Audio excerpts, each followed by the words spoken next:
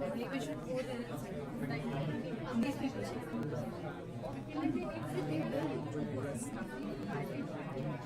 Let's be the start. Like, let's initiate it.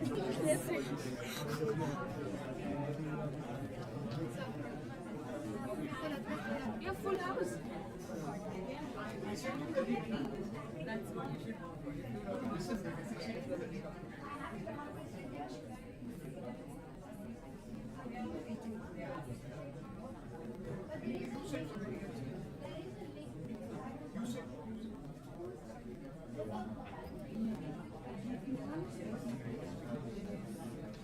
कोई आएगा तो नहीं तो यहाँ पे कोई बैठना है हाँ एंड में जाके बैठ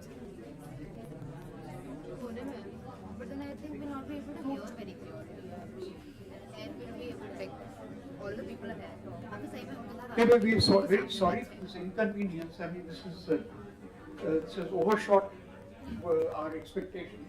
And there's no availability of any other venue at this point, so we'll have to somehow manage. Divya will share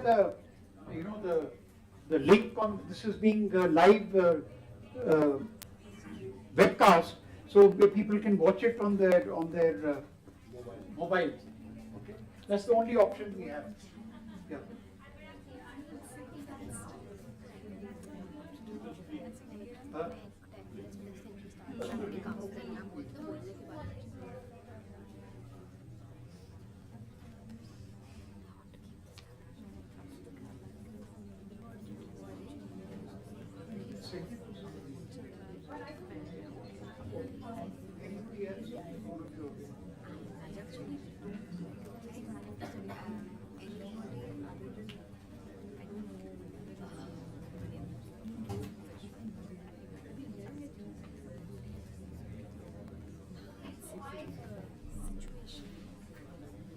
Otherwise we can continue more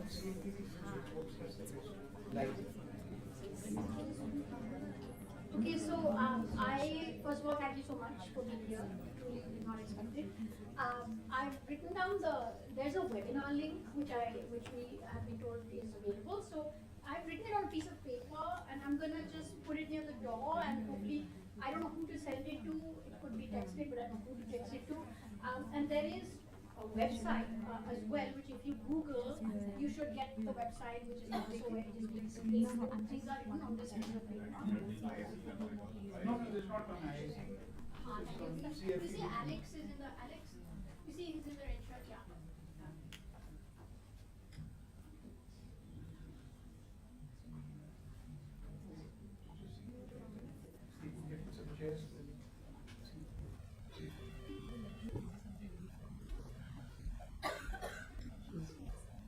Okay, I think we better start. Okay. Ladies and gentlemen, and fellow members of the IIC, welcome on behalf of the India International Center to the discussion on caste before colonialism. We have a distinguished panel of speakers with us here. Divya Cherian, Assistant Professor, Department of History, Princeton. She is on a very brief visit to New Delhi and we have managed to hold this discussion today. She leaves back for Princeton on Monday. Today we are also launching the Indian edition of our book, Merchants of Virtue. Hindus, Muslims and Untouchables will be formally doing in 18th century South Asia.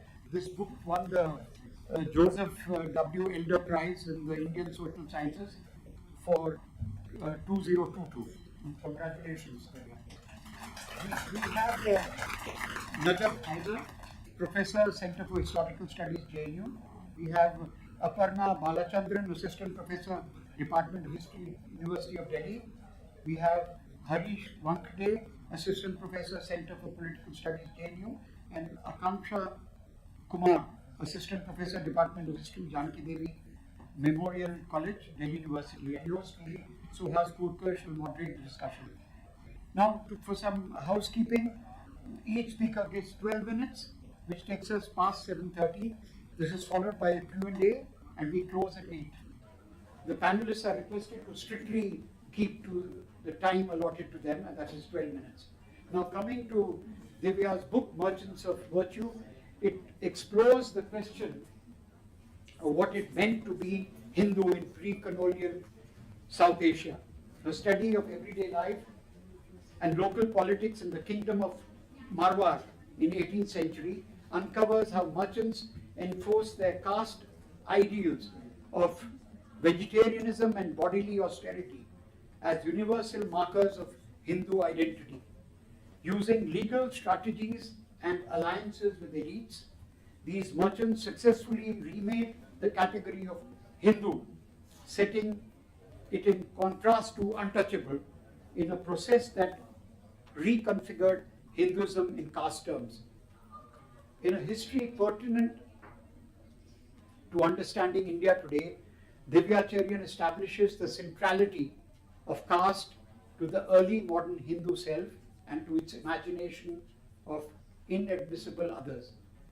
Now, if we can formally launch Divya's book and then go on straight to the discussion. So, yeah, can you just, it's going to be fast forward.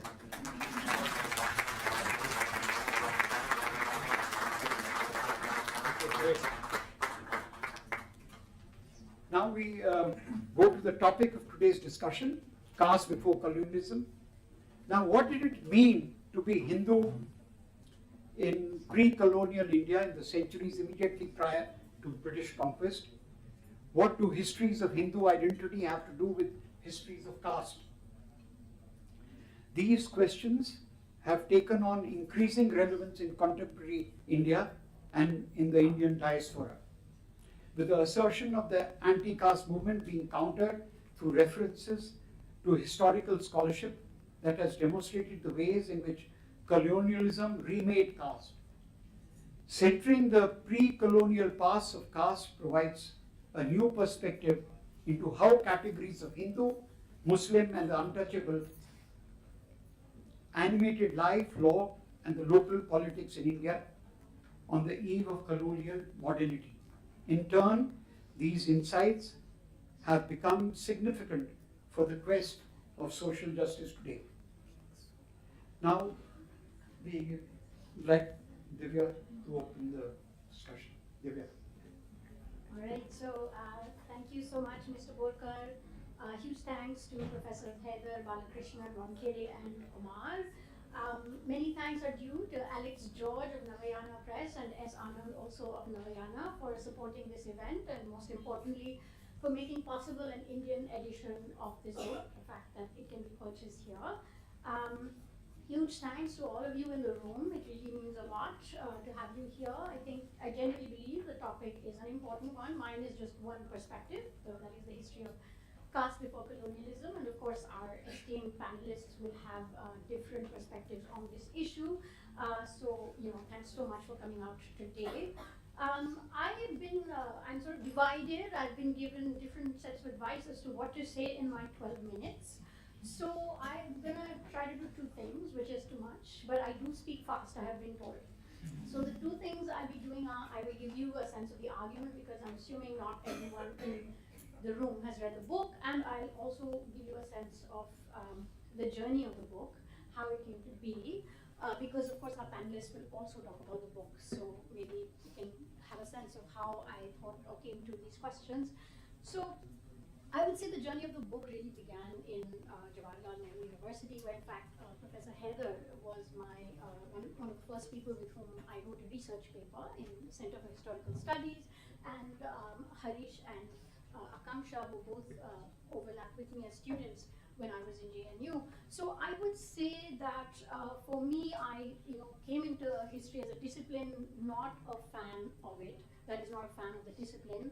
I honestly, when I got into JNU, I just wanted to go to JNU. And so I was like, fine, I'll do history. But it was precisely the research paper option that we had during the MA, in which we could choose our own questions, that I came to realize that this is something I enjoy. And as to which questions to ask, I think the debates that were being had in JNU at the time, there were a number of anti-caste student groups that had come up that were bringing the left student groups rightfully to task for not talking sufficiently about caste. There were a number of students who spoke eloquently and convincingly about the anti-caste project, about the experience of caste. And when I set that against my own journey as a student and a scholar, I felt that there had just been a lot of silences and a lack of addressing of caste in history. One, in fact, exception was a class I took with Professor Tanika Sarkar during the MA. She's a scholar of modern India. I was in the medieval India track. So I had this one optional non-medieval class, and this was a class on caste, gender, and labor. So that is where, unlike the Delhi University curriculum at the time, which was about economic history, nationalism, and such like, there was this robust body of scholarship on the history of caste in the colonial era that I learned about in that paper. So that, I think, was yet another sort of influence on me, that when it came time to think of what is it that I want to study, I felt that in my readings about, at least within the fixed papers that I had done in JNU, and before JNU, about medieval India, as it is called, which includes the period now called early modern, there was not much about the history of caste. We definitely had land relations, and we had village society, all of which are components of caste, but somehow caste would be reduced to its economic aspects, I felt. Maybe Professor Heather will push back. So this became my question. It was a very broad question, which is what is the history of caste before colonialism? And I don't know if I have a single answer right now, right? And that is what you learn as you become a historian. There is no one answer for everything. I have part of an answer, I hope, in the form of this book. And in the particular form, how did I end up answering that question or try to answer that question was to turn to Rajasthan. Because we were quite lucky to have two historians of Rajasthan at CHS at the time who pointed to me that there are a number of very rich sources about like dense everyday life that are available in Rajasthan for the pre-colonial period and for Maharashtra. So somehow between Maharashtra, because there was some I felt, well, maybe the Rajasthan case is something new. And so I ended up in Rajasthan State Archives, Bikaner, during my MPhil, where I went back again and again, then during my PhD, and if I had a slideshow, I would show you the kinds of sources. Is a very small snippet here. I don't know if you can really see it. In fact, in that trip to Rajasthan, I met Chaudhary, Kanjal told me, who was also in the same research room during that time. And so I learned this script through which I came across this rich set of things that were going on and the ways in which the state was interfacing with society. And it was that which paved the way for this sort of set of this argument I have tried to offer you in the form of a book. And that brings me to that portion of my presentation today. So those of you who read the book, also Mr. Borkar gave a sense of the argument.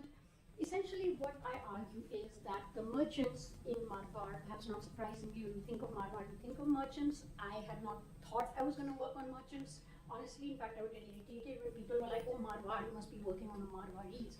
I'm like, no, there's more to Marwar than the Marwaris. But lo and behold, I did end up working on the merchants. So I argue that the merchants of Marwar led the reworking in Western India, which I show for the kingdom of Marwar in particular, of Hindu as a category and as a community to be an exclusive group of regional elite castes. It was not the Muslim as such, but it was against the untouchable, a category that included the Muslim, against whom this early modern pre-colonial Hindu defined itself. So this is kind of a pithy summary of the argument. Of course, you can get a bigger sense of it if you read the book, but the interventions I seek to make, I would say, are primarily three. One is that there is in the field of history increasingly deployment of this term early modern, which earlier used to be used only for Europe. But I would say in the last 20 years, there's been this idea of a kind of global early modernity that unfolds at the same historical moment around the world, starting roughly the 15th century. So a key aspect of the early modern, as it is globally defined, is the circulation of finances, of capital around the world, of goods, of people, and of course some would say germs and animals and so on. So I try to argue that, and perhaps quite intuitively, that one group that benefits immensely from these early modern financial flows are the merchants. And as time progresses, by the time we come to the 18th century, it is the merchants of Marwar who really do gather a sort of lion's share, at least for North India, of that increased inflow of silver into South Asia, and also the kind of influence that comes with that. And therefore, one intervention I hope to make is that this sort of phenomenon of early modernity, of like capitalist integration, commercial capital, etc., has direct impact on caste, and in fact leads to the hardening of caste orders. It leads to a greater polarization of the caste order, and this is the sort of mechanics of how that plays out. And there. I think, there is, those who are familiar with the history of caste, one big intervention that was made around the year 2000 roughly is to assert that caste was always historical, and that this would be very basic to those of you who are in academia, but it was a legacy of colonial times that there was this picture of caste as this rigid, timeless, unchanging thing. So by showing one axis through which a was not outside of history, I'm contributing to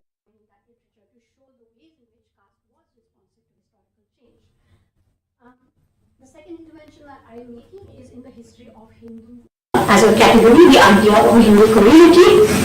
And here, as I mentioned in summarizing my argument, it was caste difference and exclusion that was crucial to the self-definition of the Hindu community, where one particular reference really stood out to me, which is the naming of the achhep, which literally means untouchable, in law as a legal category, and then the fixing of certain people in the context of that one order as who are untouchable, which included leather workers, castes engaged in the removal of human waste, landless vagrant groups that were later classed as tribes, and the Muslim. These are explicitly defined as untouchable and named as such. And then this category, achhep, is frequently brought out and contrasted with a band of upper castes that are often identified as Hindu. And another formation that kind of reflects the upper caste meaning of Hinduness is the idea of the Hindu Achi Jat, Hindu Uchi Jat. So again, Hindu is being used as a to denote caste, and not in this context to contrast necessarily with the Muslim alone. And this, I hope, through indicating how this dialectic or this sort of imagination played out in this one part of South Asia, that historians of pre-colonial South Asia need to keep in mind that when they think of these kinds of identifications, when they think of the pre-modern Hindu community, frequently the question is, it is imagining a binary relationship with the Muslim, right? Where whether you want to say that there wasn't a Hindu-Muslim opposition, that there was a lot of overlap, or you want to, for those who are invested in that kind of politics, you want to say that there was conflict. It's the Hindu-Muslim dyad that I think travels together. And through these sources, I felt it came out quite organically that we cannot understand the Hindu-Muslim dyad without understanding the role that the untouchable is playing in it. And even the otherness of the Muslim is often made real in caste terms. That it is the body of the Muslim, it is the spit of the Muslim, it is the presence of the Muslim that is very much in a caste way. So that is something I sought to show. And in this particular historical context, this separation of Hindu from niche or achhep castes played out in water access, residential spaces, ritual practices, and so on. The third intervention that I seek to make is that there was a generalization through mercantile control over state power of the ethic of non-harm or non-violence, also called ahimsa, on everyone. That is, to reiterate, the caste ethic of one group was generalized through control over the state and a range of other factors to become now applicable to everyone. And this to me really stood out as a departure, because in this pre-colonial polity, as in many others, a lot of administration of society was done with reference to custom or past practice, saying this should happen because it is how it always happened, and custom could be variable. In fact, the very variability of custom was important to how many pre-colonial polities ran. So here we find that when it comes to this idea of non-harm, suddenly everyone is to adhere by it. And I have two 2 or maybe 3 chapters in the book that show that this state waged a campaign to root out the killing of animals, particularly meat eating, in its domain. And the groups that suffered the most for it were not everyone, because the rule applied to everyone, but it was applied most harshly, not surprisingly, to members that belong to this untouchable category, Muslims, and certain groups that I would today class as tribals.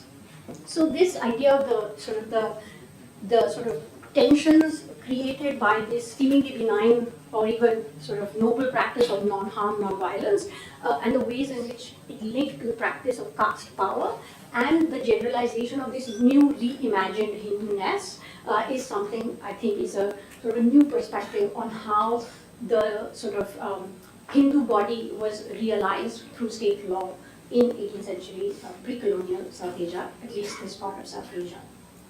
And I think the larger literature on caste, I hope that this is in dialogue with. It definitely builds on the insights, as I've already mentioned, of the larger literature on the history of caste, including pre-colonial caste. So one is that contra, for example, Sumit Guha, whose emphasis on pre-colonial, again this is for the academic audience, but for Sumit Guha, there is a history of caste before colonialism and of its change over time. But he tries to come up with sort of an all-India generalization, and I think in his view, the economic elements of caste and the sort of access to state power and such like are more important determinants of a caste order in which a person or a caste group might slowly be able to engineer its way up or down based on these kinds of, and I'm putting it in quotes, secular bases of power. So I feel that in my narrative, while I absolutely agree about the importance of economic power and state power and even mobility, I at the same time provide greater emphasis to bodily evolution and sort of ideological constructions of caste-based otherness as not secondary, but being very important to the history of caste. And then I'm also in dialogue with Nicholas Dirks, whose major intervention was to highlight the ways in which colonialism made caste much more rigid and created a certain idea about the caste system as this sort of unified thing. And I absolutely agree with what colonialism does to caste, but at the same time, I pay attention to the limits to this fluidity. Where is it in which groups did not have access to a movement within the caste order, and I feel that a separate and distinct attention needs to be paid to the history of untouchability rather than a kind of subsumption within a larger caste order alone. So that is where I feel I'm in dialogue with Nick Dirks. And finally, I hope that the book makes an intervention into contemporary political debates, where I feel that, as always, and I'm going to name it, the Hindu right has co-opted post-colonial scholarship and turned it into a weapon by saying that, well, of course, colonialism was entirely the cause of caste as we have it today, and things were much more fluid, which again, the right wing can co-opt anything and turn it into whatever it wants. But at the same time, I hope that my book helps to push against the idea that Indian society, or, and I'm putting this in quotes, Hindu society was a very fluid and sort of merit-based, rank-based, birth-based order that people could move around in before colonialism, and I hope very much to counter that narrative. Well, thank you very much, Vijay. Fast forward, and this shows the passion of your involvement in these issues which concern the whole paradigm of caste. Now, I just want to, just before I ask Najaf to come in, just to read out 2-3 lines from your epilogue, page 167, and that's the last paragraph of your book after the acknowledgement and notes. So, before the acknowledgement and notes. The project to annihilate caste then demands a recognition of its quotidian forms, of the centrality of touchability / untouchability, and of the deep history that lies behind the present day attachment to bodily ethics that are an expression of caste. And then you go on to say, the slow and diffuse birth of a global capitalist order in the course of the early modern period led to the reformulation of caste through non-violence and vegetarianism as added attributes of caste purity. The leadership and activity of mercantile groups played a key role in engineering the shift, demonstrating that caste ideology could be reshaped by non-Brahmins too. Now that's you know, this is a very critical dimension of the whole study we are today seeing before us. Now over to Najib. Thank you. As I see it, the book is about two important institutions, identity and caste in pre-colonial India. No matter how important these institutions might seem, these are heavily understudied. Samir Guha, Irfan Habib, maybe a few exceptions, but there is hardly any study of identity in pre-colonial India, and of course very little of the caste system.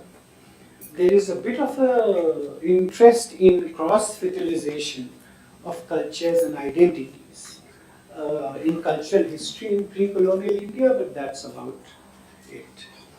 So this study is therefore commendable, it's pioneering, and like all pioneering works, it has its merits and shortcomings. Identities then, as now, are rarely individual. They are social or group identities. Here, the two themes of the book come together. It is about an identity which has a strong caste component that we have been talking about. What were the identities of the people of Western Rajasthan in the 18th century? More importantly, was there a change? And historians are terribly interested in implications and change. More importantly, was there a change that was significant and that it could be seen in the sources? Now, the sources which Divya referred to are documentation of many years of petitions from people and groups who approach the higher bureaucracy or the royal court and the official responses written on them. It is from these petitions, documentation, we don't have the petitions. It's like the Ottoman archive where there are no petitions, but there are huge ledgers which document the petitions, and from these petitions, from this documentation, you can glean what actually had happened. What are the findings? The findings are that a new elite social identity was emerging as a result of a set of circumstances ranging from accumulation of mercantile wealth and royal and bureaucratic power and devotional rationals. A very interesting combination. The people who constituted the new elite social groups were mainly Vaishnav and Jain merchants, Brahmins, also sometimes merchants, and Rajputs and the royal family, led by the ruler of Marwar, Vijay Singh, who plays a very important role in the book and in the history of this transformation. Those who lay outside the circle were also important in the process of identity formation, although their agency was limited. They were low caste people, notably untouchables and Muslims, and I assume these are lower caste Muslims. Muslims who are untouchables in their own community, and we can have a discussion on that. They were important because their presence provided sufficient impetus to consolidate identities. It was the positioning of the upper caste against these groups, the of an elite social group, led to the imagination of a Hindu identity, and I think that's the most important point in the book. It's a new argument. Members of the caste group saw themselves as Hindus and called themselves Hindu, and the rest as non-Hindus. In other words, Hindu here was a caste identity rather than religious. In Divya's words, and I quote, the Hindu self was constituted in caste terms. So it's the centrality of caste in a field heavily dominated by religion is something that is a breakthrough in this book. The emergence of a new Hindu identity in 18th century Marwar was based essentially, as I said, on mercantile wealth and power, status and prestige, closing the distance as much as possible between diverse elite identities, and separating the rest through segregation and adherence to a set of ethical values drawn from Vaishnavism and Jainism, such as purity and pollution, stigmatizing and banning meat eating, animal slaughter, liquor consumption and gambling, and privileging chastity and ideal sexual behavior. These moral codes were reinforced by the state, and here the agency of the state is very determined, and subversion of custom in favor of those who were the major actors. And of course, Divya has made this point about customs, that they are never static. Since the merchants took the lead in the process of change, they entered the title of the book as merchants of virtue. Merchants in world history are generally not seen as agents of social change. If you look at the Sasanian hierarchy of social groups, which India also adopted, the merchants occupy no particular place. They are outside the fourfold division of society. They were of no value. So this is very important, that merchants, who are generally not seen as agents of social change, at best the moving spirit behind commercial revolution in Europe, are now occupy an important place in the process of social change. I'll finish by making 2 points about methodology. It is a very heavily empirical study that we all acknowledge, and that is the foundation of historical research. And we lament the fading away of this tradition. But another remarkable aspect of this book is that the method used here by the author is to bring in as many variables as possible. From international trade to illicit sex. It's a huge repertoire. Methodologically, it is a rich and complex book. The variables are discussed in a way that the readers are able to see tensions and contradictions also, along with alignment of interests or imposition of a strict social order. So Divya is not shying away from information and arguments that are likely to go against the tenor of her argument. That's quite commendable. These tensions are presented upfront and explained away without losing the underlying thread. I don't know whether this point about methodology is a compliment or a criticism.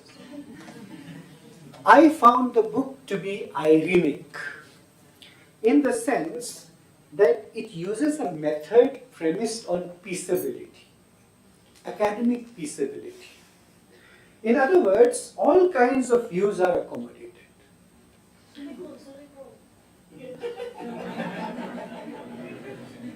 Without much dissent and disagreement.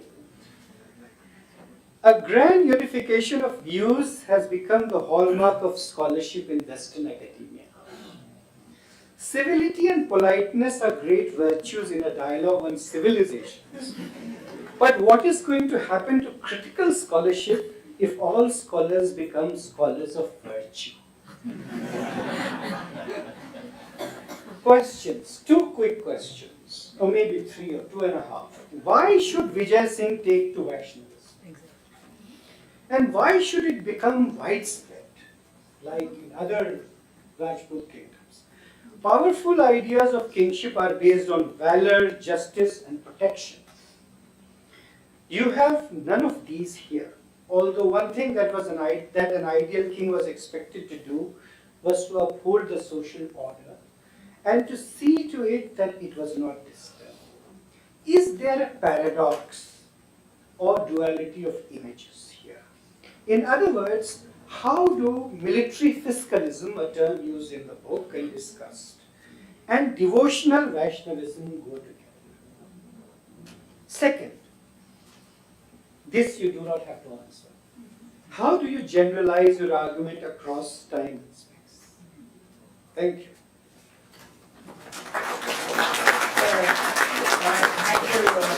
I assure you, Divya, you will get the right to reply. The charge of scholarship of virtue. So now, over to Aparna.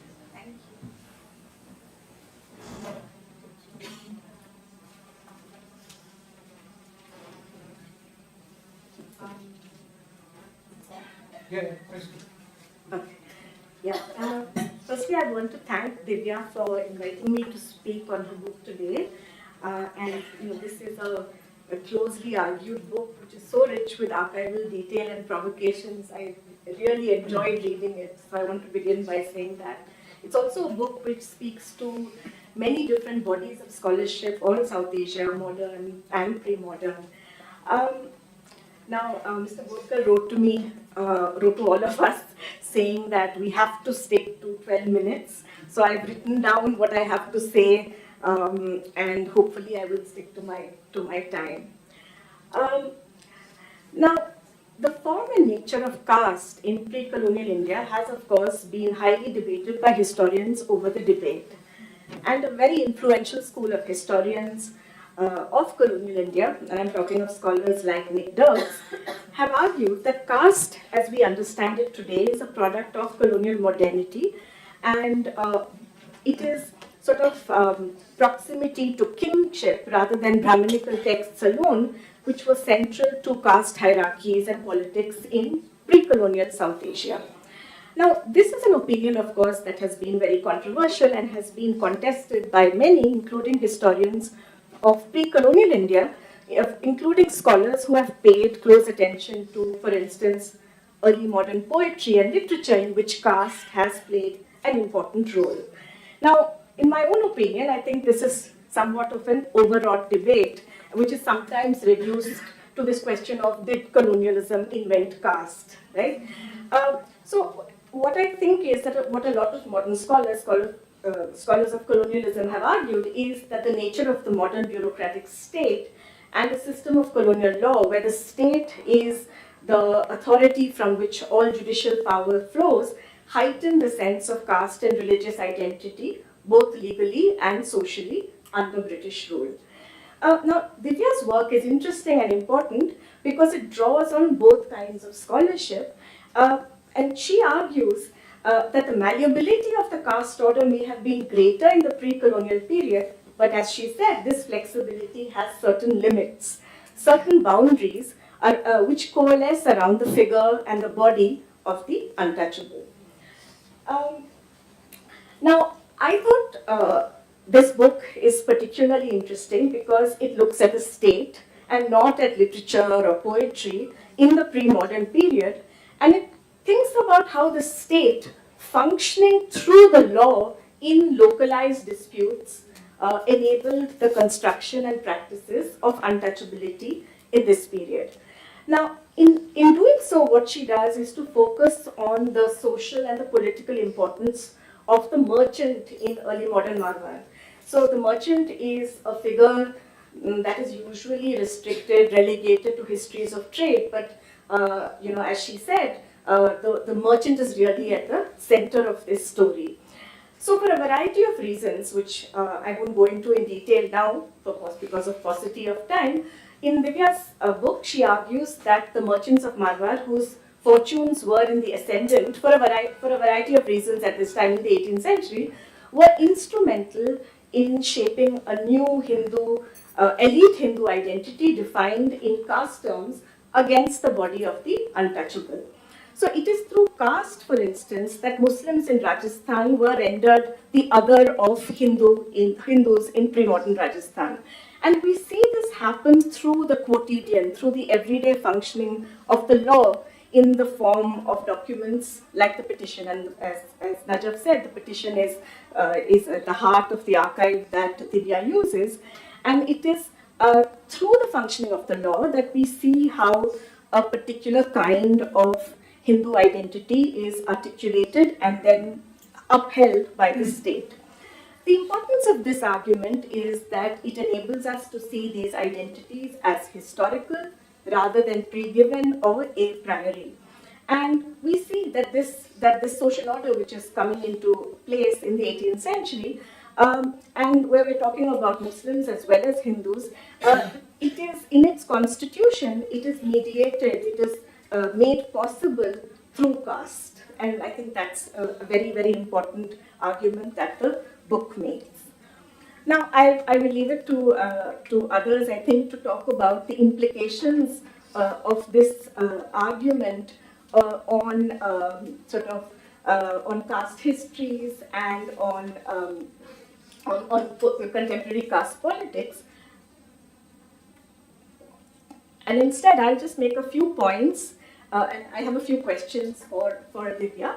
And these center on my own interest in caste, law, and early modern legal regimes.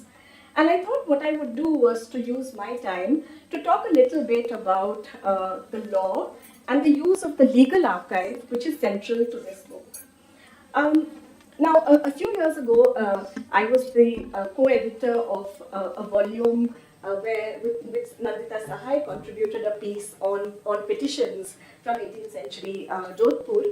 And Divya uses the same sort of archive, right? I think she says it's the same archive, which is the legal archive from Marwar, consisting of the records of these records called the Bahis. Now, in her work, what Nandita does is to use these petitions as an example of artisanal protests.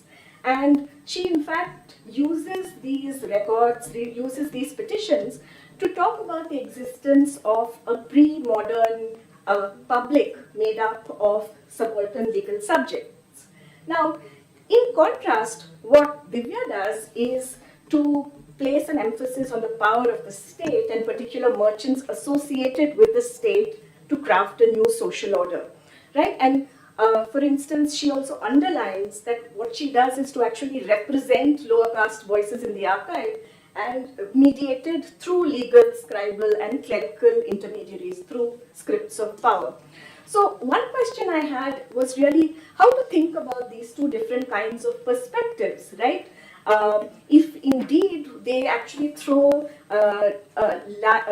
throw light, or are they saying something different in terms of the nature of the pre-modern legal regime and the nature of state power at this time, right? So because they're using the same archive to say slightly different things, and I think the approach is different, and it would be interesting to know why and how that throws what that throws light on in terms of the nature of the state and the legal regime of the time. The other thing I was also interested in was to really think about the tensions between a system characterized by, on the one hand, legal pluralism, right? So Divya will say that in 18th century Marwar, you continue to have different arenas of adjudication and sources of law, right? So you continue to have, for instance, Muslim legal officials, you continue to see custom being used, you continue to have caste panchayat, and on the other hand, a centralizing state, right? So is there evidence in the archive, because these are two kinds of things that are going on, are there, do we see tensions between these two kinds of tendencies in the archive, and what does that tell us again about the nature of the state? And I think connected to this, again to go back to this question of a plural state, how does the state reconcile its desire to produce a new kind of social order alongside the continued existence of tolerance and patronage to, for instance, hybrid religious spaces and practices, right? So how do these arenas, or do these arenas exist in isolation from each other? did they reference each other? In what ways did they reference each other? Because it's almost schizophrenic, right? You're saying two different kinds of things. So it would be interesting to think about, what kinds of tensions you see in the way in which the state is being administered, in the way in which law is being understood and imagined at this time.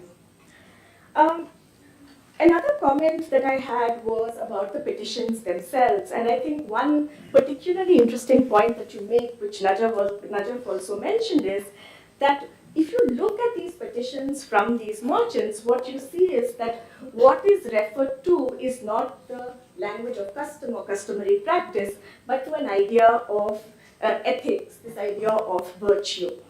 Now, historically, we know that, all of us know that for all its rhetoric of timelessness, custom is infinitely malleable and is an arena for political struggle. And for instance, from what I know of petitioning language from the 19th century, claims to long-held customary practice made by different social groups are always in the form of this idea about their righteousness and the upholding of custom being equivalent to the ruler's ethical behavior, right? So the fact that these petitions chose to disregard the rhetoric of custom seems to highlight that they were keen to show that these claims were innovative ones, that these were new ones. I wondered whether you could say more about this. And then I have a final small point about these, again about the archive, and where, one of the things that I found really interesting both about the Maratha archive and about this particular one is the fact that you have this very, very rich documentary archive, right? Which as a colonial historian, I associate with the colonial state, and it's really interesting. And I wondered about, when you're talking about these legal disputes, I wondered about the evidentiary nature, the evidentiary basis of this documentary-based legal regime, right? So, for instance, you're talking about conflicts over land, over over access to physical space, etc., etc. So I wondered what is the role of written evidence, for instance, right? Things like grants, deeds, written precedents, etc. How do they play a role in the construction of this new kind of model universe? Thank you. Thank you. She's raised the bar from scholars of virtue to some sort of schizophrenia. So anyway, now I have been struck by what Divya has done. Is now I'm on page 12 in the introduction. You made it into a kind of you brought it to contemporary narrative. So you say walking around the streets of North India, it is not uncommon to come across Shuddh Shakahari Vaishno Dhaba. And then you say, as commentators and scholars of contemporary South Asia have emphasized, vegetarianism in India is loaded with association to caste, that is, to high caste. It is also associated with the rise to power of dominant strands within Hindu nationalism. So, Venkat, please go ahead. Thank you, sir.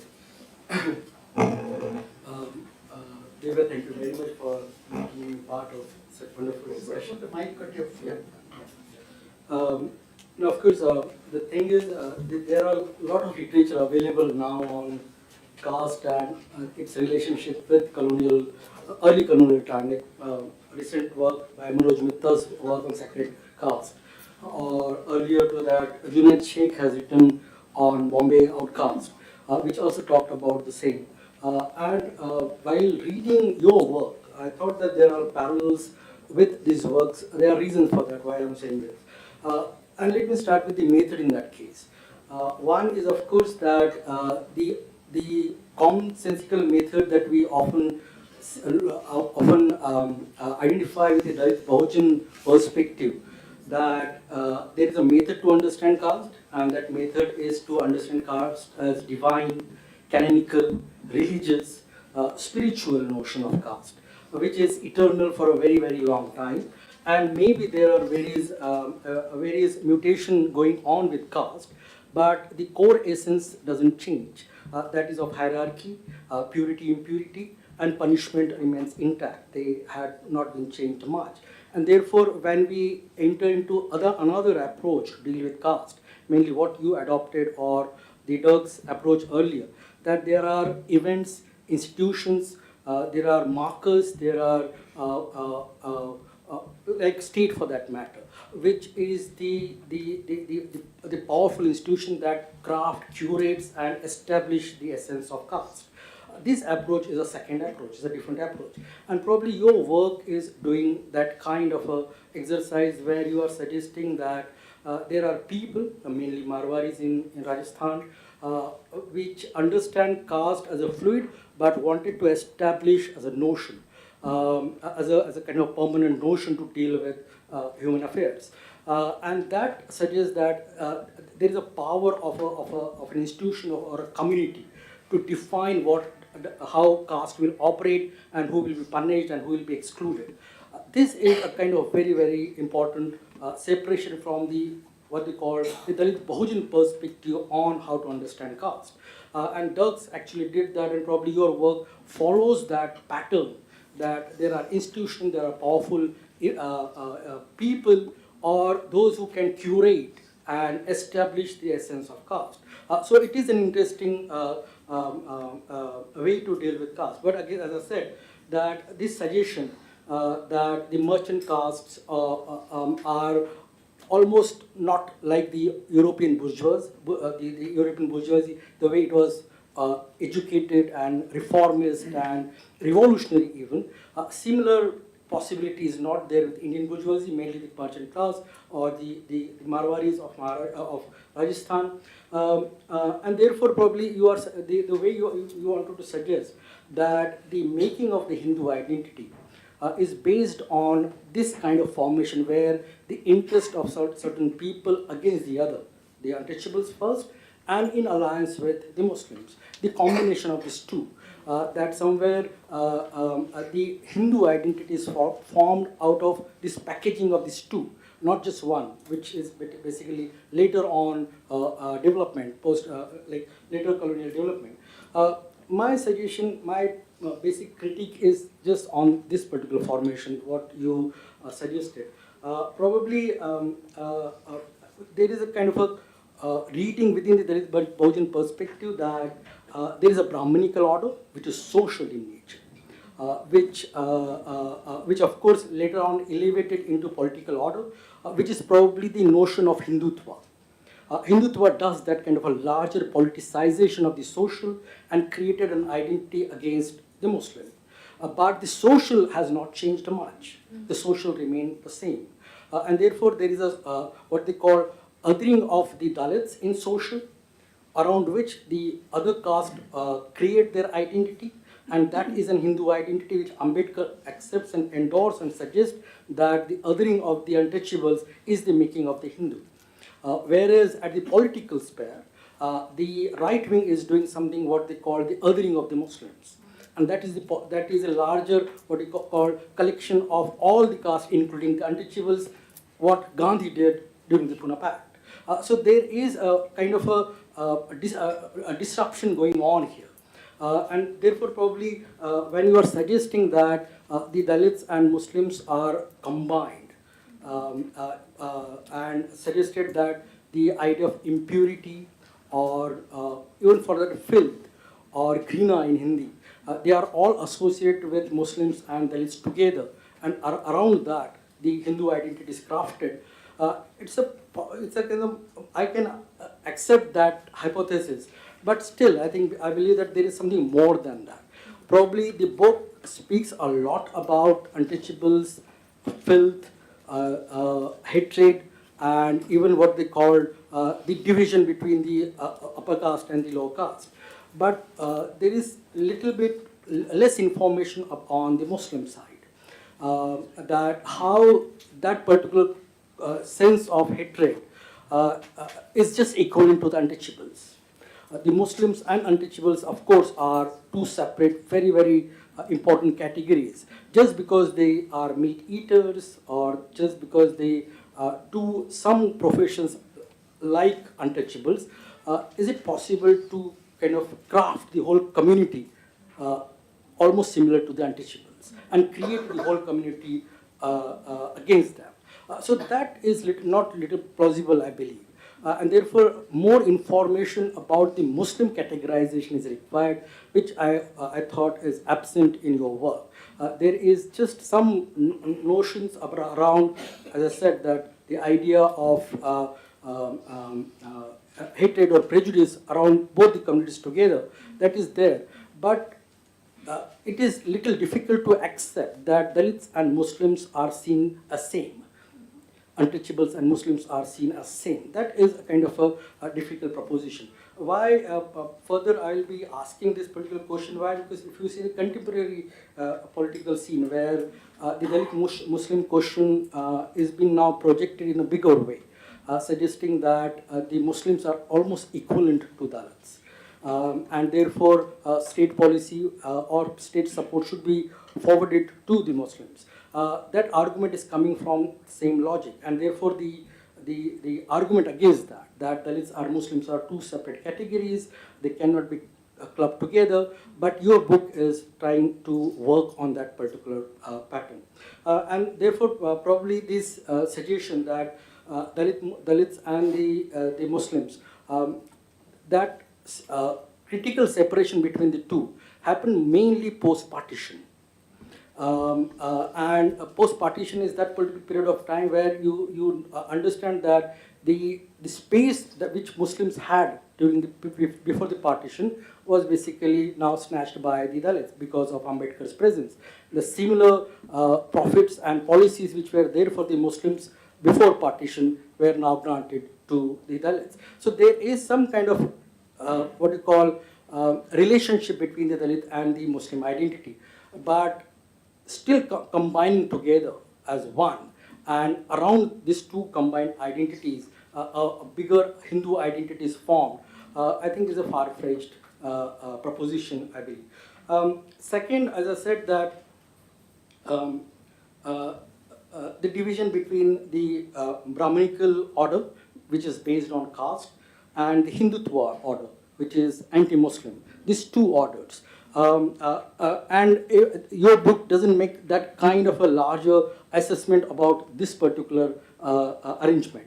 As I said, that when you are thinking about the later colonial time, when Muslim identity was picked up as to make Hindu identity, and before that, of course, it was the Dalit question, untouchable question, on which the social category was basically formed. We need more proof to argue that particular case. And therefore, what others are doing, like for that matter, as the Junaid Sheikh or Manoj Mitta, the way they created that particular categorization, that it is basically the upper caste elites which are consistently using the institutions of the state, the power to craft a Hindu identity. They are continuously harping on power and mainly law and judicial power, and to punish the others to create a social and bigger identity. I think your book is absolutely doing that, but I thought that there is more possibility to have more information on that particular case, which I thought I'm missing. But thank you very much for this. Thank you. Thank you, Hari. At the end, you toned down your criticism. Thank you. You see, the Brahminical order, which is anti-Dalit, and the Hindutva order, which is anti-Muslim. Anyway, very far-reaching.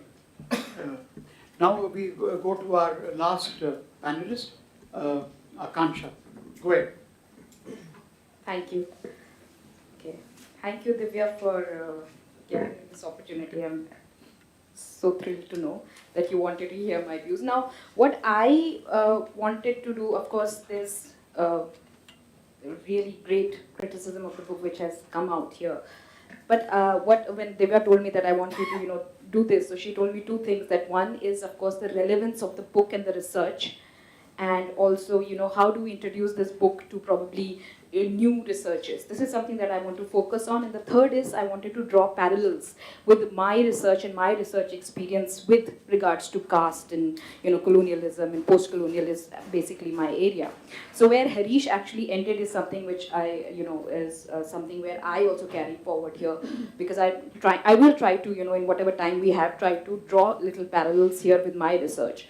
So yeah, of course, I'll just start with that point of Hindu and Muslim. The categorization there is quite not. Of course, in that book that also struck me. So I thought I'll just start with that point because it's left by Harish. So it just reminds me of Mark Juergensmeer's work, 1920s, where when I was doing my research and I was trying to look at where does this categorization actually start, and bringing the Dalits into the Hindu fold after partition. So Mark Juergensmeer says, yeah, they were part of the Muslims of the same profession, the shoemakers or the leather workers of the Hindu. They were both on either sides of the border, and they stayed on either sides of the border. So this struck me that no, that the history actually takes. There is of course more to history, and this is probably not where this ends. So that's where my research started and intervention. So I'll try to try to draw parallels there, and also talk about the interesting aspects and interventions of Divya's book, which I wanted to highlight in this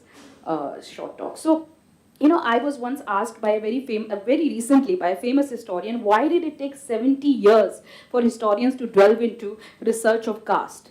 Was this delayed due to scarcity of archival, material, which I was also told during my doctoral research that अगर नहीं मिल रहा तो छोड़ दो, नहीं मिल रहा तो छोड़ दो, क्यों उसके पीछे पड़े हो? I said ठीक है, मिलेगा तो ठीक है. So this is how archival research is. So was it really a problem of unearthing relevant source material, as often cited by proponents of oral history as well, which is a large part of my work as well, where if you don't find it in the archives, look for alternative. Well, alternatively, could it be that caste was inadvertently, disregarded or overshadowed by the examination of pre-colonial and colonial economic dynamics of the subcontinent? Well, of course, it's been discussed at a length here. The answer to this lies in a different direction. There was, in fact, no scarcity of material. For me, according to me, the utilization of Rathore records, even though, as Divya calls them, instruments of power, mentions in her book, underscores this point very strongly, which I'm trying to make here. The true explanation of this delay, of course, lies in the recent emergence of interventions, movements, and voices within the realm of research that have at last spurred historians to look beyond economic interventions. And this shift has prompted historians to engage in meticulous archival historical investigations into social categories, marking a significant departure from the past. And in this context, I would like to place this book. I would like to quote P. Sanal Mohan recently, and he says, quote, Dalit historiography will have to critically engage with the dominant historiographies in order to explore the experiences of Dalits in India and retrieve the masses of Dalits as makers of their own history, even as they were dominated by caste elites, quote close. So this was an introduction to the Dalit History Month that he did on the Kerala Council for Historical Research. And now coming to the book, the points that I was interested in and wanted to highlight was that I wanted to confine myself to, when we teach the 18th century, for example, because we're teaching this in classes, the transitionary period. It's a period of continuities and discontinuities. We see it, and this book is very relevant in that sense, that it changes the changes that were taking place in terms of continuities and discontinuities, as already mentioned by many historians. But the social links between everyday local politics reflecting on strengthening Hindu identity is something which is the focus of what I would like to highlight about this book. As often it's been said about the 18th century that it is perceived as a phase of transition, this book pertains to the shifts concerning in terms of these ongoing changing patterns, as previously noted as well. However, I was particularly interested in highlighting the connections between everyday local political dynamics and reinforcement of Hindu identity during this era and its connections with the colonial and even post-colonial. So I was I could see a thread that was coming here, as usually, historians try to break the past here, that, the caste actually starts from where colonial history starts, and, because we have Turks, we have others who've written about it, and we have the British census, and we have the British administrators and bureaucrats who actually wrote about communities. But before that, what was it? So there is actually a continuity element here, which I tried to highlight. So state intervention, which is of course continuities for me, is hardening. It's a hardening caste boundaries is seen as continuities from the 18th century onwards. Not only was this a colonial phenomena, a post-colonial phenomena, but it was also a post-colonial phenomena where I will try to, draw parallels with my own research, which is of course post-colonial, and this research highlights that. So the persistence of state involvement in this book and reinforcing caste divisions can be traced as a continuous thread for me from the 18th century onwards. And this is something that I'd like to draw attention to. And this phenomena is not confined solely to the colonial, but also to the post-colonial periods, as Divya mentions. So to craft a singular Hindu identity was something that is shown in the research and is something that has come across, for instance, when I did my research on post-partition Dalit migration to the east.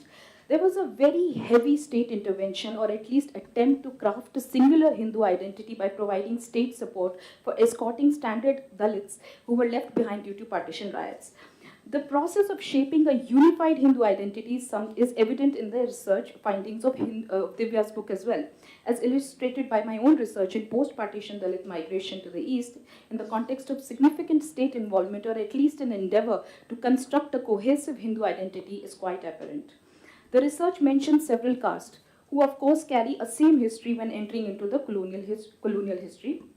And this was of course studied, and this has been studied by many colonial historians, as mentioned by Aparna ma'am also. So the various castes mentioned in Divya's book share a common historical trajectory upon entering into the colonial era as well. The aspect of this has been extensively examined and discussed with regards to colonial history. A number of these communities were labeled as criminal tribes when we come to the colonial period. And this label continued to be associated with them as a stigma in post-colonial history, as post-colonial history also unfolds. So examples of these groups like Bazigars, Banjaras, Sansis, Bhils, some of them are scheduled caste in the present day time, some of them are part of tribes, and of course many others, Sansis. So based on my own research, it becomes evident that these communities persisted as vagrant populations. And when we talk about partition, of course, there was a lot of movement. So this movement was nothing new for them, with significant number among them adopting a very peripatetic lifestyle. The liaison records of 1947 Punjab State Archives contain files dedicated to the evacuation work of each community, such as scheduled caste, Bazigars, and Christians who were forcibly converted. And it was pointed out, it's pointed out in my research that the references to these untouchable communities are not just passing references, but can contain massive detail of correspondence related to evacuation of Dalit refugees. For example, caste bhangi, as also mentioned in Divya's work, is a stark contrast with regards to purity and pollution propagating untouchability. This caste was another one which I trace in my own research of post-partition migration, where their stories, narratives occur in terms of bringing them into the Hindu fourfold strongly. Ambedkar had also written to Nehru, and he has said that they should the government should help the Dalits who were left behind in Pakistan to perform the essential task of human scavenging. On 18th December 1947, he wrote about his grievances expressing to Nehru. So did this migration change their identity at all in post-partition Punjab and Delhi? Something which I try to research and unfold. And when I was doing my oral history, interviews with them, so all of them had a very similar story to tell, because they had their community history and people history, and they would say that, हाँ हम सब originally Rajasthan से हैं और हम किसी ज़माने में हम राजपूत हुआ करते थे, ये बाद में हम दलित हो गए. So this is the kind of community history they actually trace, and that is where I try to draw parallels with Divya's research. And we once had a small talk about these communities, and that's where I found it interesting, and I wanted to talk about it. So so this caste bhangi, for example, stands out in the research that I did in post-partition migration, where their narratives and experiences emerge as integral components of assimilation into broader Hindu category. So citing another example of Bazigar, for example, again a gypsy tribe, as mentioned by Denzel Ibbotson, a British writer and administrator. Prior to partition, most of this tribe resided in northwestern frontier provinces, Sindh and Rajasthan. After partition, they crossed the border with other caste Hindus. Special attention was paid to the evacuation of this community by the government, as reflected in the Raizo records, and many of the people from this community were converted to Islam forcibly. Again, state intervention, which I try to draw parallels here with Divya's work. The record strongly reflect a very strong state argument that there were many from this community who wished to be evacuated with other caste Hindus, and these are there in the state archive, saying that they want to be escorted. So again, there is no absence of this kind of archival material for researching on caste, but I guess there were, of course, as mentioned earlier, other reasons for it. And where I wanted to actually end, I hope time is there. Across pre-colonial, colonial, and post-colonial periods, these communities retain their status as migratory groups. Is something that I wanted to, bring out here. And of course, this is another level of needs another topic of discussion. And there's, of course, scope of a lot more of research on these areas, which I'm trying to highlight here. So. The Dalits converting to Christianity and Islam post-partition, and thus the records reflect that the evacuation of Dalit refugees became significant on the government's agenda. And the correspondence between the evacuation officers and the governments on both sides of the border allowed me to argue that the Dalit refugee was in fact very much part of the partition drama, which till recently was only considered an external phenomena. Again, arguing that the archive was not a limitation, and it does allow a lot to be written and done that was left out for reasons which were cited above. Examining whether this migration altered their caste identities is something which is being repeated here in Divya's book and in my research as well. Was there any alteration in their caste identity in whatever terms it may be, in terms of untouchability or any change as you see in this 18th century? So this is the area and the context where I wanted to draw parallels between the themes explored in this book and the ongoing research that is eagerly being awaited in the context of colonial and post-colonial India. And I feel there is, of course, lots to be done. So that's where I would like to intervene and end. Thank you. I think, thank you very much. I think Divya has a lot to answer. Before we open it, I think you better clear this. Okay. Yeah, go ahead. Okay, so let me go back to my many pages. Okay, so to begin with, Professor Heather, but thank you for the observations and the kind words as well. I think you had some comments and questions. The comments on academic feasibility and severity, I hear you. I don't know what to say. We can have an offline conversation. But I will say that one thing about the current moment, to me, writing as I am, is that sometimes it feels like many of us are, the biggest and most urgent debate is with folks outside of academia. And at this moment, that seems more important and more urgent. However, this is sort of a dry academic book. I don't know how many people outside of academia will read it and follow it, but still I hope that contributions such as these can be used by those who perhaps might be writing for a more public-facing audience. So that seemed to be like pick your enemy. After going to America, I came across this phrase called pick your battles, because I used to fight all the battles. So I decided, I genuinely feel this seems like the most urgent, important thing, and that I think I took that on without any dithering. On the how do we reconcile kingship, devotional Vaishnavism with military fiscalism? I think this one, as well as some of Aparna's questions, is where I will say that there are not simple answers. This is a polity, it is a complex polity, and that is where I've also tried in the book to unpack this term called state, right? Which I would say that in a lot of writing, it often is the court, the state. What is the court and what is the state, right? So I think, and I explicitly in the first chapter of the book tried to say when I'm using this term, the state, I mean these mercantile groups, which is something that may have not come across in our discussion today, but not only are these groups wealthy and powerful in that way, but the polities of Rajasthan are perhaps kind of unique in that they begin to rely very heavily from the 15th century onwards on men of Jain and to some extent Vaishnav castes to be administrators. And these people are the rank and file of this thing we are calling the state, right? And so I think my concern in this book is to trace out the drives and push of that component of the state.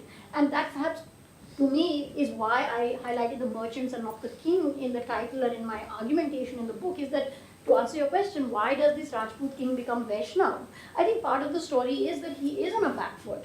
And these are very powerful members of his polity. And actually, Norbert Peabody has also argued for quota that it becomes important for kings to kind of cement this space that they have, this bond they have with merchants, through this added shared devotion. So I would even say there are contradictions almost in any of the things I'm showing, even the vegetarianism thing.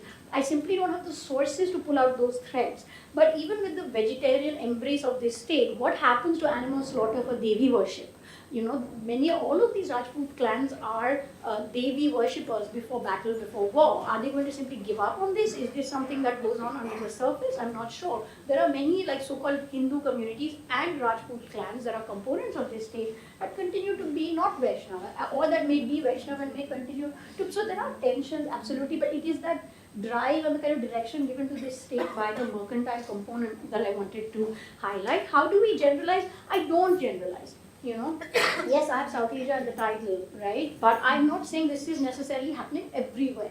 But what I do say, and I have said in the book, is that there are actually similar patterns elsewhere in the 18th century, which is that the Peshwa Deccan, we see this kind of very interventionist kind of things, which is often been understood and explained as, well, if you put Brahmins in charge, this is what you're going to see. Here, Brahmins are not in charge. And still we are seeing similar kinds of interventions, which I am then saying can't simply be attributed. Sure, it could be Brahminism channeled through the merchants, but I think there is a very Jain ethic that is coming across, which is not coming from Brahminism, and we need to account for that.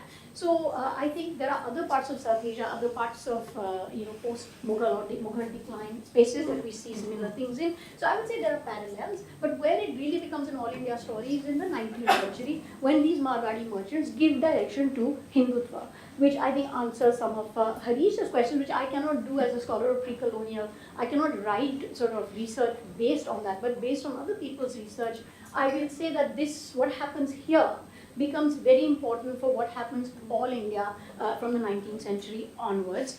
So I think that is Professor Heather's questions. On Aparna's questions, I would say that maybe the things you're pushing for are my gentle ways of pushing against existing scholarship. So on the question of these same petitions could be read as documents of resistance, right? But I think, and in a way that work was already done by Nandita and nicely done, which is to show that within these same records we have artisans kind of coming to the stage and saying, well, I didn't have to pay this tax, or I had this customary share of this thing and I'm not getting it anymore. On the basis of custom, I should get this. And that custom could be a manual thing, right? So that had already been shown. But what wasn't part of that picture were these other sets of commands in which, as you also asserted, there is no reference to custom. It is simply saying, do this, introduce this new segregation, mandate this new ritual, prevent the Achhet from doing it, with no reference to custom, right? So you could say that while we have aspects of resistance, especially in realms of tax, etc., there are other spaces where there is also bearing down by the state. And even in Nandita Sahai's book, towards the end, she says that even though there is this regime of custom, precisely because it is malleable, by the end of the 18th century, we find that the artisans and lower castes are actually losing struggles. They are actually losing ground. They are not able to keep custom as a resource to keep. So I think part of that losing ground story is this other side. So I would say they're complementary. So yeah, and on the question of the legal pluralism and centralizing state, I think here I would say is where the limits of the pre-colonial context comes in. I think there are limits to centralization. I think too much of an overdrive could well have happened. It does coincide with the regime of this king. I mean, there could be rebellions, there could be. So I think there is a point to which there is, centralizing. And again, I would say it's part of the complicated fabric. But I think to me that there is an increasing turn to these ethical codes and moral sort of goals as a justification for particular interventions. That is something new and noteworthy. And maybe it doesn't contradict pluralism, but I think that it's something that's gaining momentum that I felt was, as Professor Heather said, historians look for change. It seemed to me to be a change. you want here might be more as a gentle suggestion, but Harish's questions are significant, so maybe I'll jump to those. So here I would say that it's interesting because when I gave a talk at Jamia, in fact one of the was here, in the reading of one member of the audience, there was in fact this achhet seemed to consist even more of Muslims and not what we would today call lower caste or scheduled caste. So I would say that the Muslim is more present in the achhet imagination, just in terms of say facts or whatever, right? So like the butchers, for example, are Muslims, right? A number of groups that are being singular are Muslim, okay? And secondly, I felt that it is significant if even at the discursive level, in the definition of the achhet, you are naming the Turak. And that is where Professor Heather's question becomes important, which is, what is this Turak, right? What does it actually mean on the ground, right? And there I'm absolutely willing to concede or agree that the Turak who really bears the brunt is the low caste or the poor Turak, right? But the fact that you name particular caste and then you name this category Turak as being part of this shape, even at the level of imagination. And that's one thing I try to say, that, look, ultimately, even these legal records, we cannot say everything was implemented exactly, right? There could be things happening outside these records, we'll never know. But even the fact that there is this drive, there is this articulation, and it is written into law, even if it doesn't relate to a larger imagination in the rest of India, I think is significant. It could be something about the mercantile imagination, which again I will say from the 19th century onwards and into the present, I think the mercantile caste imagination is a very powerful driver of policy, of discourse, and the practice of caste on the ground. And I would gently push back and say maybe we need to pay attention to that, and even if it doesn't inform maybe a larger dominant Brahminical rhetoric or there are tensions there, I would say that that co-information of the Muslim and the Dalit in this past, even if it is in this regional context, to me, I think it's significant in the longer history of caste. I think that was your main criticism. I think this was your main criticism. As for your question about the division between Brahminical and Hindu, I feel that happens after my period. I don't know if I can speculate about that in the book itself. And then Akanksha, thank you so much for highlighting kind of the parallels that you see in the particular caste groups, the particular processes in the post-colonial period and in this the more distant past that I'm talking about. So that was helpful, as is your recognition of sort of how there is actually no dearth, of sources. And I would say that this is like, for those of you who are students, there is a very rich body of sources. As again, Kailash Rani Chaudhary was here. She's been in the archives with me. This is the tip of the iceberg. This is just me. I could have messed up as it's possible.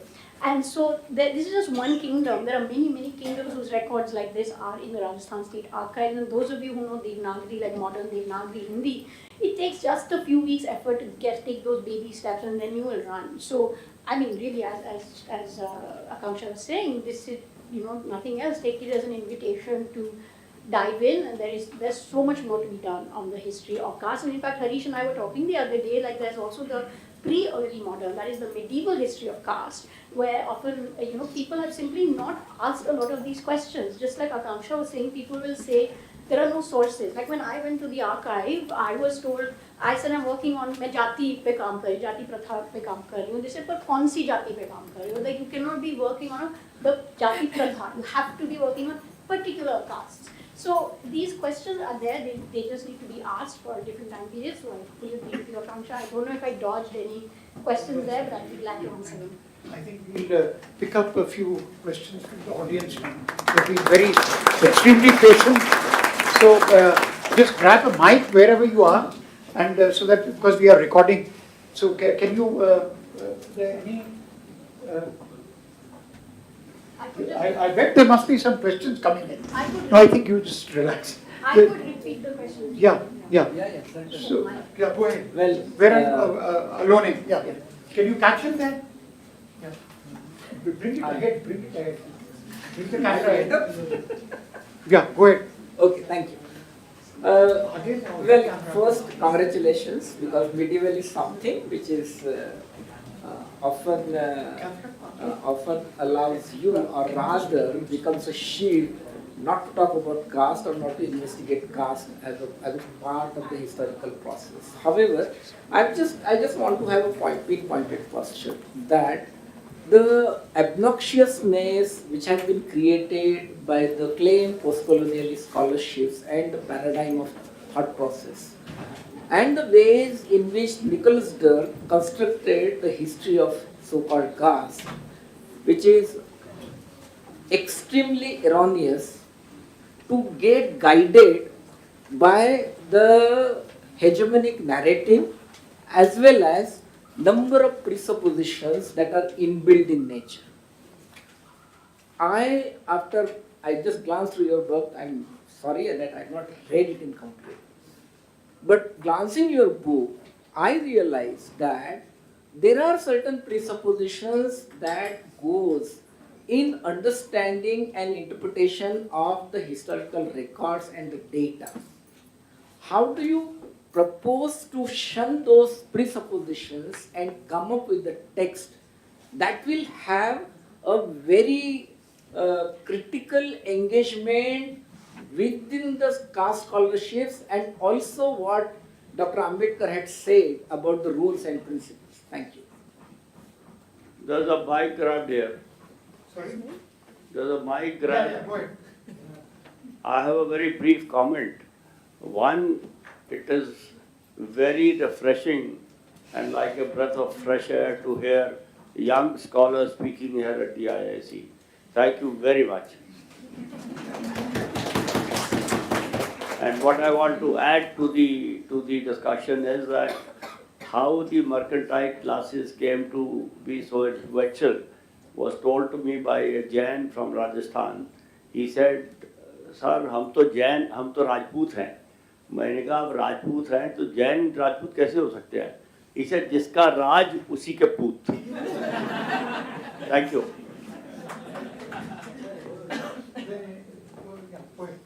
Just identify yourself. Okay, I'm not an academic. Ajay Shankar is my name. Yeah. The question I have is that caste was neglected by historians for a whole generation. So was it due to the upper caste discomfort with the reality of caste hierarchy, or was it the impact of a Marxian framework of looking at society? Yeah, although Mr. Lone, I'm not sure I understood you. I understood you have a critique of post-colonial scholarship, but then the rest of the question was not clear to me. Yeah. Just very briefly. Yeah. Well, glancing through your book, I have noticed that there are certain presuppositions, and you are also guided by these presuppositions which have been created by the post-colonial scholarships. Okay, what are these presuppositions? Just so I know that. Well, there are a number of things, so I don't want to go into those details. Say, for example, I give you the small example that when you talk about the mercantile class and the making of the mercantile class, you see, the mercantile class or a caste has always been part of the fourfold Varna division system, which is the Vaishyas, and the Vaishyas constituted a caste capital, which continued even in the colonial India. So you have to understand that there are those kind of a carry forwardness which we observe in the colonial India and even in the present day context. In the medieval India, how do you see that as an essential factor in maintaining and the strengthening of the caste as a system as well as functioning of the state policy? Okay, thank you. That's much more clear. And there, maybe just as as Harish was pointing, that there are maybe two different perspectives. So it's possible that as he rightly said, I'm coming from a particular training and a particular perspective, and there could therefore just be that difference. But I would say that the main thing I would say is that yes, of course, there's an idea, a textual idea of the Vaishya and the Brahmin, but the work of historians is, and also a claim made by historians is that yes, these ideas exist as bands, but on the ground in history, who are the people who, for example, mobilize that thing, who claim they belong to that thing? Is that fixed in eternity, down generations, since ancient times, or do different people, for example, move into that box and then need to justify that no, we are part of that box? The second thing I would say is that it is this idea that the Vaishya is at the very top, like the Kshatriya and the Brahmin, that these merchants try to pull off. So the Vaishya was always there, merchants were always there, but now they're trying to say we are at par with the Rajput, which also goes to the comment from the gentleman over there, which is that in Rajasthan, by the 18th century, there is a class among the mercantile groups that really behaves and acts like a Rajput, but they don't become the Rajput. Certain caste ethics of vegetarianism and non-violence become they remain part of these Jain and Vaishnav Rajput banyas. And it's that moment and the impact of that on the caste order that I'm trying to show, and maybe there is a disagreement there, and I'd be happy to discuss that further. Then there was the comment on the Rajputs. I think I actually kind of addressed that in my response, and was there one more that, did I write it down? No, I think that was it.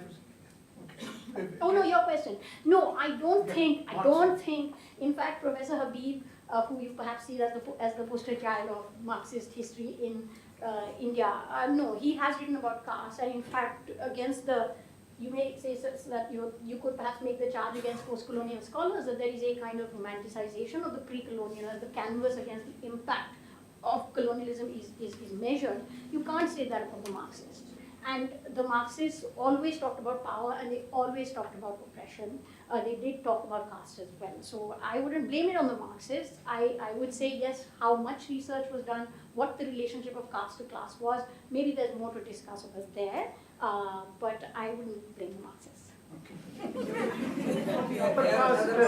The upper caste discomfort with caste hierarchy. Nader wants to come in on your. I just want to put a supplementary. Professor Habib's work has already been mentioned. There is a very interesting argument which Divya has also referred to, that the caste system in India created a situation where a huge reservoir of agricultural labor was created by denying them the right to own land. So it was in the interest of landlords rather than groundholders. So that's a very important argument. The first Marxist scholar to argue that caste was a product of incorporation of tribal society into settled civilization was D.D. Kozambi. So obviously Marxists, as Divya very rightly said, they tried to understand the class character of the society by not ignoring these entrenched institutions, but by trying to understand them. With the consensus of the House to be closed, or do we have one more question? You have something? There's a question. Okay. Come now, go ahead. Pick up a mic, quick. We will close by 8 actually. That's what. Yeah, go ahead. Press the key, sir. Yeah. Hello. So I want to ask Just identify yourself. myself, Parthill. I'm a student of medical college. So not from an arts background. Sir, someone in the panelist said that about the untouchable Muslims. So I read in the newspaper sometimes that most of the Hindu right, they try to cover up their own caste system. They blame sometimes even Muslims also have the caste system. And in a whole, the problem of the untouchable Muslims in India most of the times is unheard of. But it's a very serious problem because in one of the rickshaw I was traveling, so I asked just कि क्या हुआ पठान हो, मैंने कहा यहाँ जगह तेरी वली से शादी नहीं करते हम लोग. So this is the thing he said, and it doesn't come into the limelight. So I was so what's the solution of this problem? How can we bring this to the front line? And may you please answer. Pradhan should marry Devi. No, of course.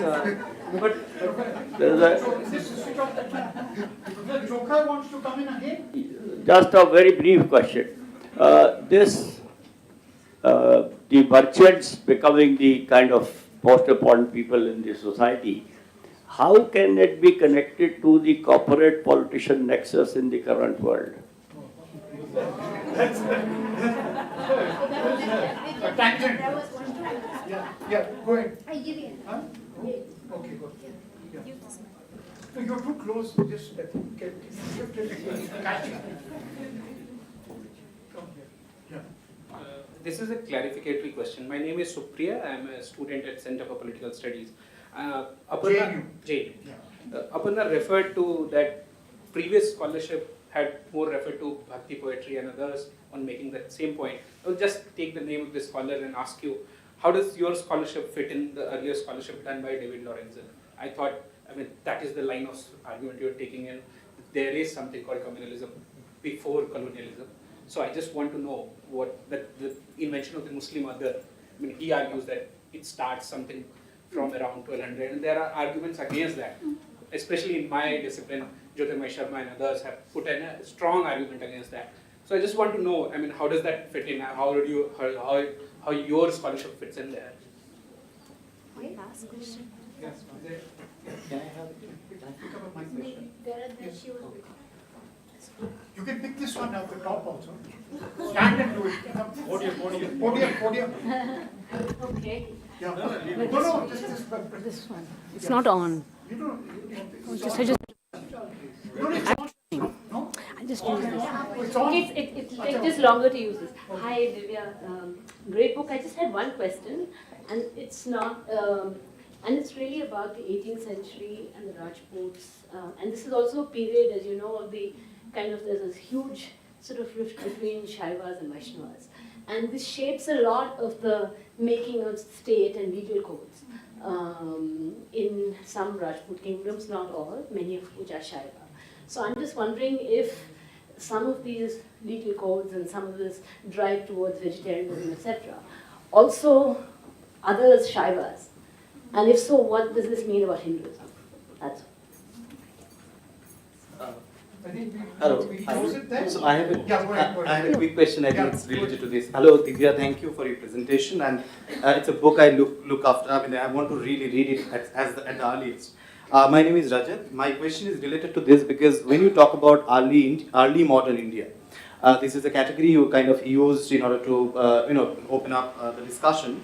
I was curious that when you talk about early modern India, you talk about the mercantile, the capitalism which has shaped the globe, and link your research with that kind of period. And we talk about caste, and I was thinking that modernity also has some ideals, an element which kind of missed out, I think, in our discussion. Ideals which Amvit may have kind of highlighted through the writings of Bhakti poets and saints, which is that of the rationality, the kind of critique. So that discourse is somehow kind of, I was thinking, when you think about early modern, can you also look at the ideals which kind of come through other than kind of, mercantile caste? And another question which is it's kind of methodological. I'm not a medieval historian, but my question is like, when you look at, Professor Alone also pointed out, when you look at post-colonial historians, they have this very kind of difficult relation, I think, with the West. It's something which Dipesh Chakraborty mentions as inadequate and yet indispensable. So they use categories, concepts which are all Western colonial constructs. How does a medieval historian like you deploy colonial categories like caste, because it is after all a study of caste, and it's a term which is colonial construct that way, without talking about, because you did not, for that matter, did not talk much about Brahminism or Jati, for example. But you use terminologies which are very colonial, very kind of modern in that way, post-census in a way, popularized. So Brahminism and Jati, how do you these two more early, like let's say Kunal Chakraborty's work or Bronkhorst's work, which talks about Brahminism that way? How does that ideology kind of get sidelined and caste becomes an analog to look at pre-colonial, pre-colonial in a way history? Okay, thank you. Go ahead. Okay, well, thank This you. is the last one. Okay, thank you so much. You have something? Come, grab the mic then, last one. This is the last one. Okay. Yeah, just identify yourself quickly. Hi, my name is Rachita. I'm an advocate.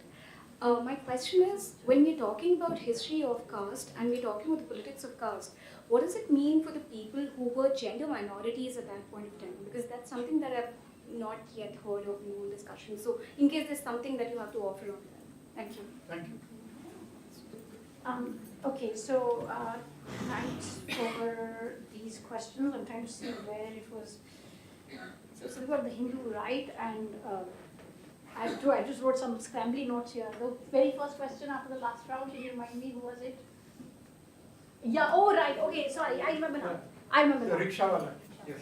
Yeah, I feel actually, Hari, I am not I feel I cannot, I think Harish has But got the some. longer answer to that, right? Because caste among Muslims is at least within social science discourse of old argument.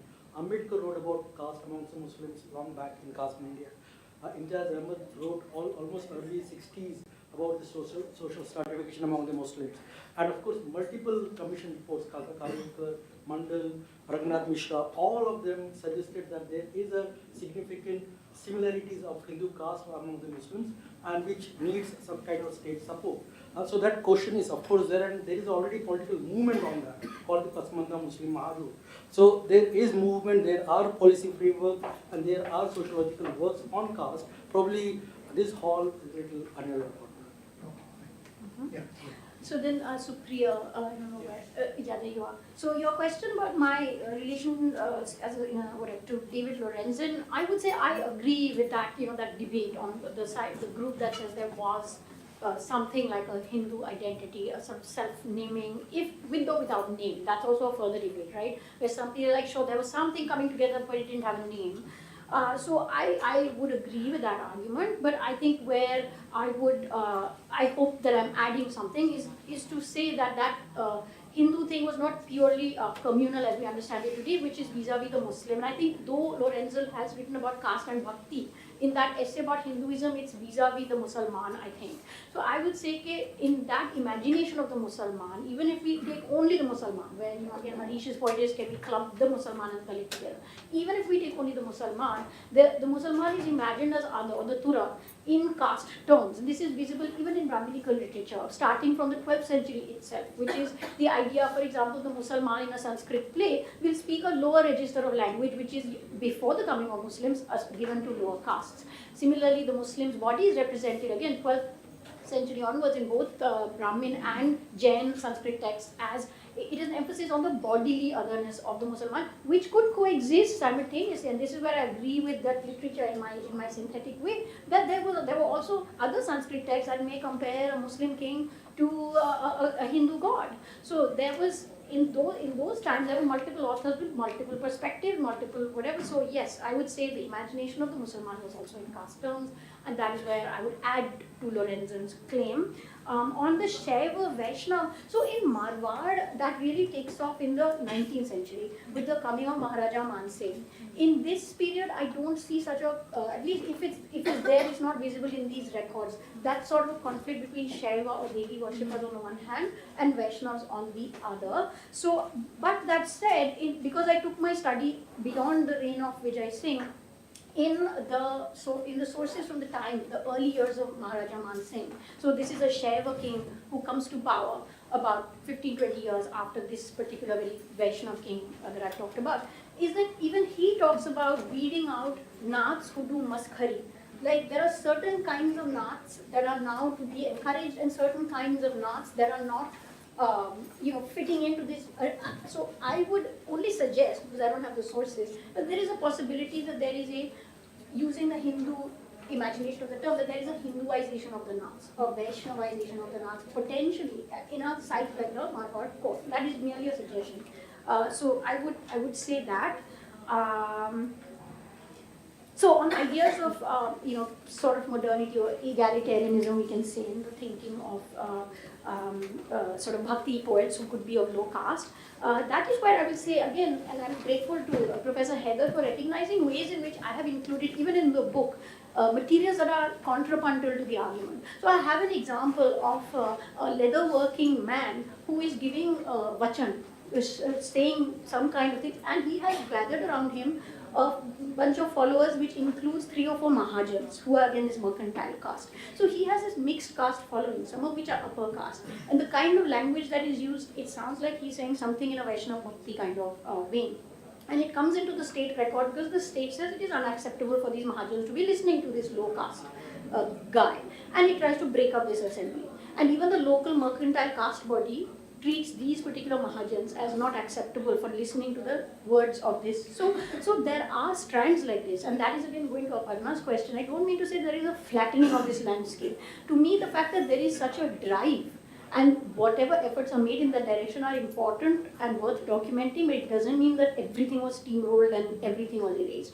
So, but that said, I do agree with the argument that has been made by some about the history of Bhakti, and I've shown that elsewhere in my research, that Bhakti, strands within Bhakti, particularly Vaishnava Bhakti, particularly of the sectarian kind, like the Vallabh Sampradaya, the Pushti Marg, these become less inclusive of lower caste groups than they originally were, and this is a change that happens in the early modern period. And so there are tensions, power struggles within Bhakti as well. On the question of, that's a methodological question. How do we write in English without using modern terms, right? So the best I could do was to try to explain what I mean when I use certain terms. So in my sources, for example, I never see a term like Brahmanvad, something that could translate to Brahmanism. I don't even see references to any dharmic sources or anything that even refers to a Brahman in issuing these types of judgments, okay? So for me to drag the Brahman in, just it's possible that Brahmanism is enough in society that you draw from it without citing it. But this word was never used. It was hard for me to bring it in vis-a-vis the particular word. Similarly, actually, the word jati is not used. It is nyat that is used in Western India. That's in Gujarat as well. So I feel like it's in the book. Like one of the very first few times I use it, I explain that when I am saying caste, I mean nyat. And by nyat, I mean this sort of local caste group. But after that, maybe because, and this is maybe sort of an honest, maybe a flawed explanation, but writing in the Western Academy, I had to use certain terms that were legible, but I tried my best to say what I mean, and I'd be happy to hear feedback on how to do better with that. And on gender minorities, I'm very interested in that question, but the closest thing to a gender minority, if we want to use the language of minority for the pre-colonial past, which is something that's it's loaded with modern investments, is the eunuch.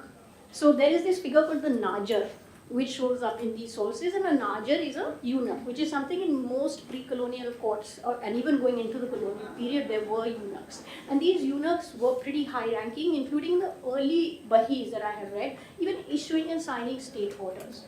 And that is a history that I think is a very rich one that needs to be written, and it was not very present in my sources, but I'm pretty sure that if one looks at the royal chronicles and archives of these royal families, there is an unwritten history of the Najar which could have been erased when people don't know the names with which to recognize them, because they're not branded as like eunuch, or you have to know how to find, and maybe it goes to the types of questions that Akanksha was saying, that certain materials are there, but the histories haven't been written. So, thanks.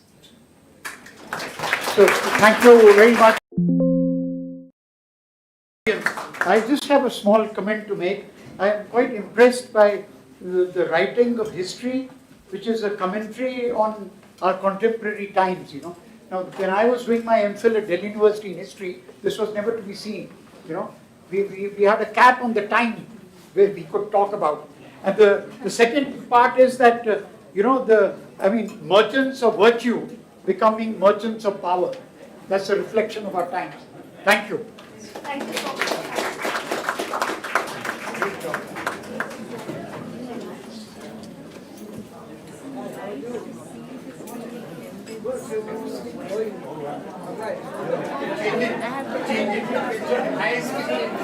Rockstar. She was my sister, Supriya's classmate.